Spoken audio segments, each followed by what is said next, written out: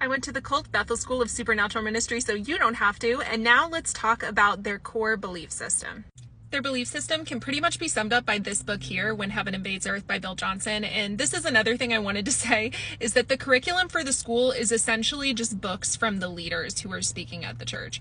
So not just Bill Johnson or Chris Dalton, but Danny Silk, other speakers who are like routine at the school.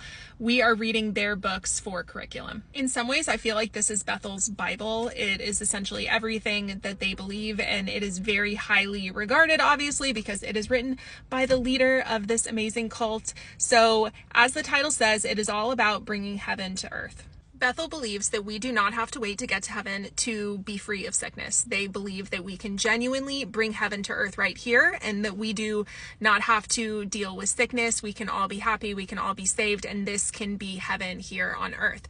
So what that looks like is Bethel believes that it is always God's will to heal.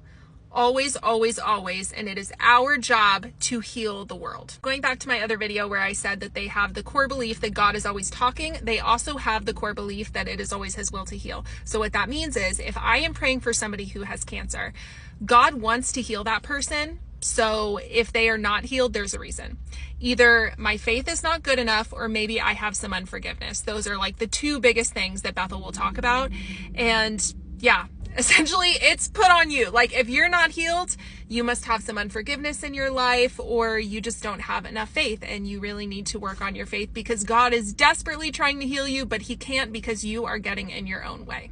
This is an incredibly damaging belief system, because as you can imagine, if you are chronically ill or you have a terminal illness, it is on you to heal yourself, because God is trying his hardest. So I actually did have fibromyalgia and chronic fatigue syndrome, and I was very, very sick for, I think, 4 or 5 years. I couldn't, like, at the worst of it, I couldn't walk around a grocery store without needing to take a break like every couple minutes. And I was very, very sick and had pain all throughout my body all the time. And I was waking up multiple times an hour and like in the middle of the night, and I could never get good rest. And when I received prayer from people at Bethel, they were like, well, God wants to heal you. Like, do you have any unforgiveness? So it is very victim shamey. And what I am about to say, I do not take, I'm not trying to be funny, okay?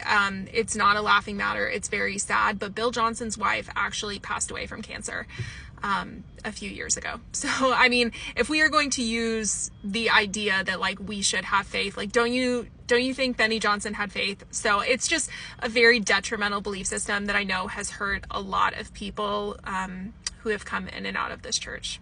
The other core belief is that we can do everything Jesus did. So there is a verse in the Bible, I think it's in Acts, where it says like, now go into the world and, you know, I give you these gifts too, and you will do great things and all of that sort of stuff. Now, a lot of churches interpret that as the disciples at the time. Bethel interprets that as all of us now. So they believe that every single thing that Jesus could do, like walk on water, be raised from the dead, all of those things, we can do that. We can raise people from the dead. We can, and I'm going to get into that story later, where they tried to resurrect a 2-year-old, the daughter of a worship pastor at Bethel.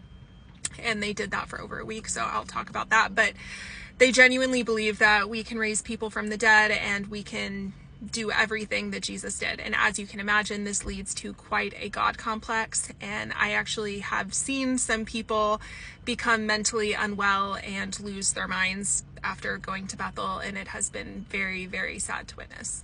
During my time there, I really did start to realize that it never felt like we were worshiping God anymore. It felt like we were chasing after signs and wonders. It felt like you're almost chasing that high of seeing the next healing, getting that next prophetic word, and they have it as an idol to them. Like the feathers, the gold dust, which I'm going to get into, like, it's just the hype of seeing signs and wonders, and you really lose touch with just the heart of God himself. And I just think that the belief system is very off. And yeah, I did not like my time there, obviously. In part 7, I am going to talk about the fire tunnels. Finally, that is a little bit more crazy and kind of lighthearted, because it's just absolutely so insane. I cannot believe that I was ever a part of it. It's so embarrassing, guys. But the fire tunnels, the manifesting in the spirit, that was something I saw on the daily. So stay tuned for part 7.